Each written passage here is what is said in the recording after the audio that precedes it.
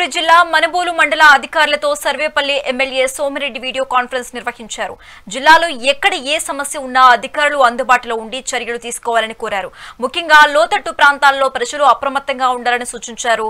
ఎస్టీలకు కావాల్సిన మౌలిక సదుపాయాలు, పునరావాస కేంద్రాలపై చర్చించారు. రాబోయే 24 గంటలు కీలకమని మండల అధికారులు ప్రజలకు అందుబాటులో ఉండి సేవలు అందేలా చూడాలని ఎమ్మెల్యే కోరారు.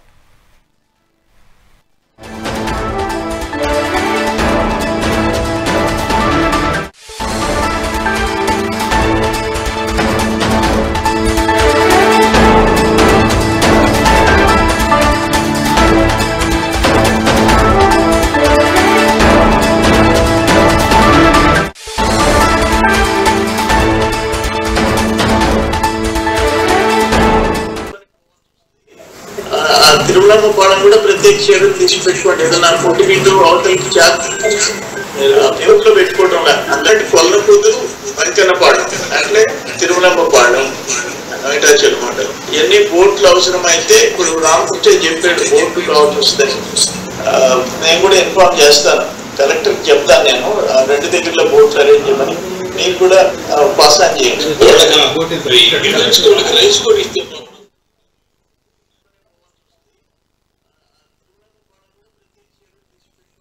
పొట్టి బిందు అవతల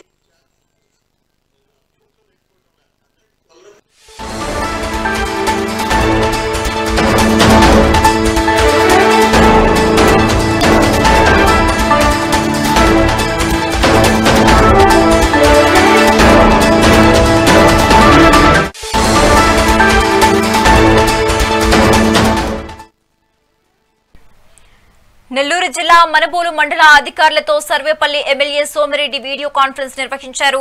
జిల్లాలో ఎక్కడ ఏ సమస్య ఉన్నా సరే అధికారులకు అందుబాటులో ఉండి చర్యలు తీసుకోవాలని కోరారు. ముఖ్యంగా లోతట్టు ప్రాంతాలలో ప్రజలు అప్రమత్తంగా ఉండాలని సూచించడం జరిగింది. ఇక ఎస్టీలకు కావాల్సిన మౌలిక సదుపాయాలు, పునరావాస కేంద్రాలపై చర్చించడం జరిగింది.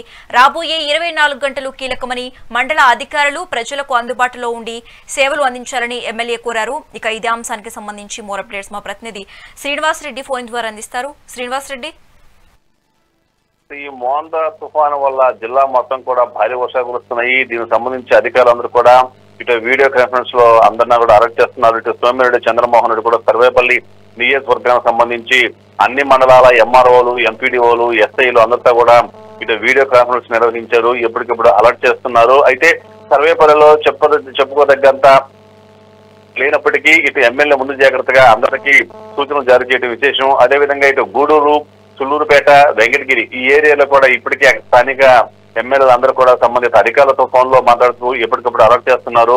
ఎవరు కూడా భయపడాల్సిన అవసరం లేదని, అన్ని సదుపాయాలు ఏర్పాటు చేశామని, పునరావాస కేంద్రాలు కూడా అందరికి సిద్ధంగా ఉన్నాయని, ఎవరికి ఏ అవసరం వచ్చినా గానీ ఆదుకోవడానికి జిల్లా యంత్రాంగం మొత్తం కూడా సిద్ధంగా ఉందని చెప్పి ఇటు ఎమ్మెల్యేలు కావచ్చు, ఎస్పీ కావచ్చు, అదేవిధంగా ప్రజాప్రతినిధులు అందరూ కూడా ప్రజలకైతే ఒక భరోసా కల్పిస్తున్నారని మనం ఖచ్చితంగా చెప్పుకోవచ్చు. పునరావాస కేంద్రాలు ఇప్పటికే చాలా మంది హరిజనులను, గిరిజనులను తరలించారు. అదేవిధంగా ముంపు ప్రాంతాలుగా ఉండే ఈ యొక్క బెత్త వాళ్ళు, చేపల వాళ్ళని అందరూ కూడా ఆ యొక్క పునరావాస కేంద్రాలకు తరలించడం జరిగింది. ఏదేమైనా కానీ నెల్లూరు జిల్లాలో మాత్రం ముందస్తు చర్యలు మాత్రం అధికారులు తీసుకోవడంలో సక్సెస్ అయ్యారని చెప్పుకోవచ్చు. భారీగా అన్ని ఏర్పాటు చేశారు. ఇటు ఎస్డీఆర్ఎఫ్, సిడిఆర్ఎఫ్ బృందాలు కూడా భారీగా జిల్లాకు చేరుకున్నాయి.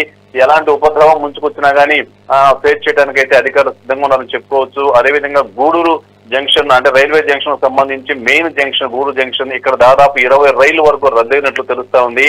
అంటే చాలా చోట్ల కూడా ఇటు రైల్వే పట్టాలపైకి వర్షపు నీరు రావడంతో రైళ్లన్నీ ఈ పక్కంతా రాకపోకలు బంద్ చేశారు. అంటే రైళ్లు వస్తే అంటే వాటర్ అంతా రైలు పట్టాల మీదకి చేరుకుంది కాబట్టి ప్రమాదం జరిగే అవకాశాలు ఖచ్చితంగా ఉన్నాయి. కాబట్టి ఈ ఏరియా మొత్తం కూడా దాదాపు 20 నుంచి 30 రైళ్లు రాకపోకలు నిలిపేశారు. ఇటు నెల్లూరు టు చెన్నై, నెల్లూరు టు తిరుపతి, అదేవిధంగా నెల్లూరు టు ఇటు విజయవాడ, హైదరాబాద్ ఈ రైళ్లన్నీ కూడా దాదాపు చాలా వరకు రద్దు చేశారు. కొన్ని రైళ్లను దారి మళ్లించారని తెలుస్తా ఉంది. ఏదేమైనా ఈ యొక్క మోందా తుఫాను ప్రభావం నెల్లూరు జిల్లా పైన బాగానే ప్రభావం చూపిస్తామని చెప్పుకోవచ్చు. విపరీతమైన వీధురుగాలు వస్తున్నాయి. ఒక క్షిపణి పైకి వెళితే ఎలాంటి శబ్దం వస్తుందో అలాంటి శబ్దాలతో భారీ శబ్దాలతో ఈ యొక్క ఎదురుగాలు వీస్తున్నాయి. ఇటు విద్యుత్తుకు అంతరాయం లేనప్పటికీ భారీ స్థాయిలో చాలా చోట్ల వృక్షాలన్నీ ఇరిగిపడ్డాయని తెలుస్తా ఉంది. అదేవిధంగా ఇంకా R&B రోడ్ల పరిస్థితి అయితే అత్యంత దారుణంగా తయారైంది. ఎక్కడ చూసినా గానీ ఈ యొక్క R&B రోడ్లన్నీ గుంతలమయంగా మారిపోయాయని చెప్పి తెలుస్తా ఉంది. దీంతో జిల్లాలో ఈ వర్షం అంటే ఈ తీరం దాటిన తర్వాత బహుశా రేపు ఎల్లుండి కూడా వర్షాలు అయితే కొనసాగే అవకాశాలు ఉన్నాయి కాబట్టి వర్షాలు ఆగిపోయిన తర్వాత జిల్లాల పరిస్థితులు మాత్రం లెక్కేసుకోవచ్చు. భారీ స్థాయిలో ఇటు రోడ్లన్నీ దెబ్బతున్నాయని మనకు ఇప్పటికే అర్థమవుతా ఉంది. అదేవిధంగా ఇటు పంటల పరంగా తీసుకుంటే చాలా మంది రెండవ పంట కోసం వరి నార్లు పోసారు. ఆ వరి నార్లన్నీ కూడా పూర్తిగా మునిగిపోయి కుళ్ళిపోయి పాచిపోయాయి. అవి దేనికి పనికి రాకుండా పోయాయి. రైతులు భారీగా నష్టపోయారని చెప్పుకోవచ్చు. అదేవిధంగా చాలా చోట్ల ఇవి తమలపాకు పంటలు ఉన్నాయి. ఇది మన అరటి తోటలు భారీగా వేశారు. అదేవిధంగా పసుపు, పచ్చిమిర్చి లాంటి చిన్న చితక పంటలు కూడా ఈ యొక్క అకాల వర్షాల వల్ల మెంత తుఫాను వల్ల భారీగా దెబ్బతిన్నాయని మనం చెప్పుకోవచ్చు. నెల్లూరు జిల్లాలో పరిస్థితి ఎలా ఉందంటే కనీసం ఇంట్లో నుంచి బయటకు పోలేని పరిస్థితి నెలకొందని చెప్పుకోవచ్చు. ఎందుకంటే ఆ విధమైన ఈదురుగాలులు భయంకరమైన శబ్దంతో ఈదురుగాలులు ఇస్తున్నాయి. ఏ నిమిషంలో ఎక్కడి నుంచి ఒక విద్యుత్ స్తంభం పడిపోతుందా లేకపోతే ఒక చెట్టు పడిపోతుందా అన్న భయంతో ఈ గాలులు సౌండ్స్ చేస్తూ ఈ యొక్క గాలులు వీస్తున్నాయి. దీంతో నెల్లూరు జిల్లాలో ప్రజలు ఎక్కడ కూడా రోడ్ల మీదకి తిరిగే పరిస్థితి ఎక్కడ కనిపించడం లేదు. నిర్మానుష్యంగా రోడ్లన్నీ కనిపిస్తా ఉన్నాయి. అదేవిధంగా రోడ్ల పైన కూడా వర్షపు నీరు దాదాపు మోకాళ్ళలోకి నీళ్లు ప్రవహిస్తుంది కాబట్టి ఇటు వాహనాలు కూడా ఏమీ రోడ్డు మీదకి పోవటం లేదు. ఇటు ఎస్పీ కావచ్చు, కలెక్టర్ కావచ్చు, వీళ్ళు కూడా ప్రజలకు పదే హెచ్చరికలు జారీ చేస్తున్నారు. ఎలాంటి ప్రయాణాలు ఉన్నా కానీ 2-3 రోజులు వాయిదా వేసుకోనని చెప్పి గట్టిగా చెప్తున్నారు. ముఖ్యంగా 2 వీలర్ వాళ్ళు అసలు రోడ్డు మీదకి రావద్దని చెప్తున్నారు.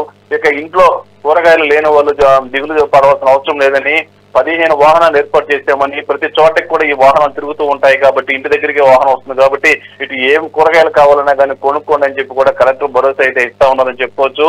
ఈ యొక్క తుఫాను ప్రభావం మాత్రం జిల్లా మీద బాగా కనిపిస్తా ఉంది. ఇంకా తీరం దాటక ముందే తుఫాను ప్రభావం ఈ విధంగా ఉంది అంటే ఇక తీరం దాటే సమయంలో ఇంకే విధంగా ఉంటుందో ఊహించుకుంటేనే భయంకరమైన పరిస్థితులు నెలకొన్నాయని చెప్పుకోవచ్చు. తీరం దాటేటప్పుడు సహజంగా ఎక్కడైనా కానీ అల్లకల్లోలంగా ఉంటుంది. గంటకి 100 నుంచి 200, 150 అలా 100 కిలోమీటర్ల స్పీడ్తో గాలులు కూడా వీస్తాయి కాబట్టి అప్పుడు ఇంకా బీభత్సంగా ఉండే అవకాశాలు అయితే కనిపిస్తున్నాయి. ప్రస్తుతానికైతే ఇంకా మా నెల్లూరు జిల్లా చెన్నైకి ఇంకా దరిదాపుల్లోకి వస్తుంది కాబట్టి ఇప్పుడు వర్షం భారీగా మొదలైంది. ఇక ఈ రోజు రాత్రికి బహుశా రేపు తెల్లవారుజామునకి ఇటు నెల్లూరు జిల్లా ఇటు చెన్నై తీరం దాటే అవకాశాలు ఉన్నాయి కాబట్టి భారీ స్థాయిలో ఇంకా డబుల్ గా గాలులు కానీ అదేవిధంగా ఈ విధంగా మెరుపులు ఉరుపులతో వర్షం కురిసే అవకాశాలు అయితే కనిపిస్తున్నాయని చెప్పుకోవచ్చు. అయితే భారీ స్థాయిలో ఉరుములు మెరుపులు అయితే ఎక్కడ కనిపించడం లేదు కానీ లైట్ గా కనిపిస్తున్నాయి. కానీ వర్షం మాత్రం బీభత్సంగా కురుస్తా ఉంది. కనీసం ఒక 10 నిమిషాలు కూడా గ్యాప్ ఇవ్వకుండా ఎడతెరిపి లేకుండా వర్షం అయితే కురుస్తానే ఉందని చెప్పుకోవచ్చు. ఎక్కడ చూసినా కానీ వర్షపు నీరే కనిపిస్తా ఉంది. చెరువులన్నీ పొంగి పొల్లుతున్నాయి. సోమేశ్వర జలాశయానికి భారీ స్థాయిలో వరద వచ్చేసింది. ఇప్పటికే గత 10 రోజుల క్రితమే దాని యొక్క కెపాసిటీ 78 టీఎంసీలు అయితే పూర్తిగా నిండిపోయింది. దీంతో క్రస్ట్ గేట్లు ఎత్తి దిగువకు బిడ్డలు నీళ్లు పంపారు. దీంతో ఇటు నెల్లూరులోనే పెన్నా బ్యారేజ్ కూడా భారీగా నిండిపోయి పెన్నా బ్యారేజ్ నుండి సముద్రంలో కూడా నీళ్లు పంపిస్తున్నారు. ఈ యొక్క మెంతా తుఫాను వల్ల ఇంకా లక్షల క్యూసిక్ల వరద నీరు వచ్చే అవకాశం ఉంది కాబట్టి ఇటు సోమేశ్వర జలాశయము ఇటు కండలేరు జలాశయం కూడా పూర్తిగా నిండిపోయాయి. ఇటు కండలేరు జలాశయం నుంచి మద్రాసు కూడా భారీగా నీరు వదిలేశారు. ఇటు సోమేశ్వర నుంచి కూడా ఇటు ఉత్తర కాలువకి దక్షిణ కాలువ కూడా నీళ్లు వదిలేశారు. ఇటు పంటలన్నీ మునిగిపోయాయి. ఇటు చాలా చోట్ల కూడా ఈ యొక్క నీళ్లు భారీగా వదలటంతో చాలా ఆయకట్టు ప్రాంతాలు మొత్తం కూడా పల్లెలన్నీ కూడా మునిగిపోయి చాలా మంది కూడా పునరావాస కేంద్రాలకు వెళ్ళిపోయారని చెప్పుకోవచ్చు. చాలా మంది ఇంట్లో వస్తువులు కూడా వదిలేసుకొని అటు గిన్నెలు కానీ లేకపోతే చిన్న వస్తువులు కానీ ఇటు కొన్ని వరి కానీ ఇటు ఒడ్లు కానీ బియ్యం కానీ చిన్న ఐటమ్స్ కూడా వదులుకొని పునరావాస కేంద్రాలకు వెళ్ళిన పరిస్థితి కనిపిస్తా ఉంది. ఏదేమైనా కానీ నెల్లూరు జిల్లాలో ఈ రేంజ్ లో ఈ యొక్క బీభత్సం సృష్టించిన తుఫాను గత 5-6 ఏళ్ల నుంచి కనిపించలేదు. మళ్ళీ లాంగ్ గ్యాప్ తర్వాత ఈ యొక్క బీభత్సం సృష్టిస్తుందని చెప్పవచ్చు. అయితే అధికారులు ఇటు విద్యుత్ కి ఎలాంటి అంతరాయం లేకుండా పక్కా ప్లాన్ గా ముందుగానే పెద్ద చెట్లను నరికివేయడంతో విద్యుత్ కి అంతరాయం లేకుండా విద్యుత్ అయితే కొనసాగిస్తున్నారని చెప్పుకోవచ్చు. అదేవిధంగా పునరావాస కేంద్రాలు ఉన్నాయి. అందులోకి ఇటు కలెక్టర్ గానీ ఆర్డీఓ గానీ కమిషనర్ మున్సిపల్ కమిషనర్ గానీ కావాల్సిన ఏర్పాట్లన్నీ చేస్తున్నారని చెప్పుకోవచ్చు. ఏదేమైనా కానీ ఈ యొక్క మెంతా తుఫాను మాత్రము నెల్లూరు జిల్లాను అతలాకుతలం చేస్తుందని చెప్పుకోవచ్చు. Okay right, thank you Srinivas.